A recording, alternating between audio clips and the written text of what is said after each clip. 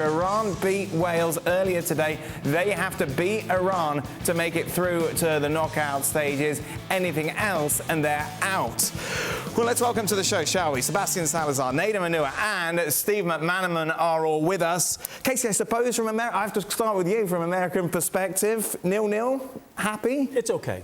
You know, I think we said that after the Wales, that it was a missed opportunity, but still, it's okay. I felt from the moment the draw was made and the way that the matches aligned themselves, you needed a point going into the Iran game and knowing that beating Iran gets you through. And you got 2 points going into the final game, and then you still have to beat Iran. I just felt that that was going to be the key matchup, regardless of what happened.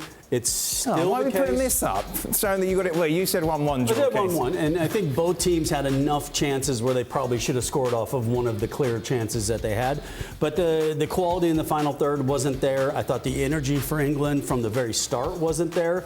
Well, I had question marks on the U.S. team, particularly in the second half of the Welsh match, where I questioned them fitness for several of the U.S. players who'd been not playing regularly with their club teams because of injuries, maybe because of form, or just not being selected. And it looked like they faded in that match.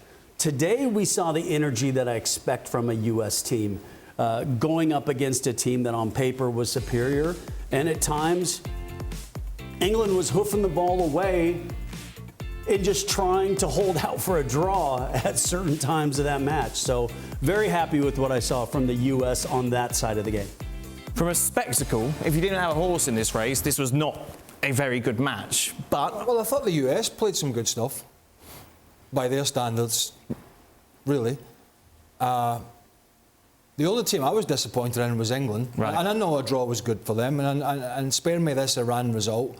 Because the more you think about the Iran game, Iran were just absolutely dreadful. And you can only beat what's in front of you. But I was disappointed with England. I thought the US, by comparison, were very good. When you look at the player pool comparison, when you look at the availability of the squad depth, I thought their game plan was really, really good. I was super disappointed in England's performance.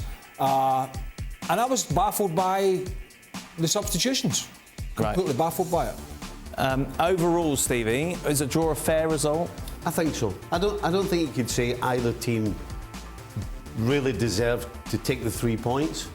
You know, I think one of the keys if you're England and if you're the US is the substitution that Gareth Southgate made, bringing Henderson on from Bellingham, told you exactly what was happening in the game then. Right. Because there was a little spell, 5, 10, maybe even 15 minutes, where I'm sitting thinking the US could score here, and they actually deserved it on that spell.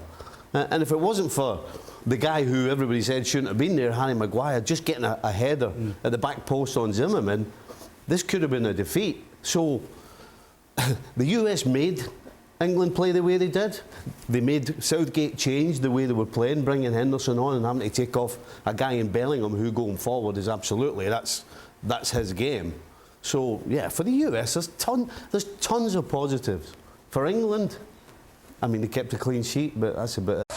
Thanks so much for watching ESPN on YouTube. And for more sports highlights and analysis, be sure to download the ESPN app. And for premium content and live streaming, subscribe to ESPN+.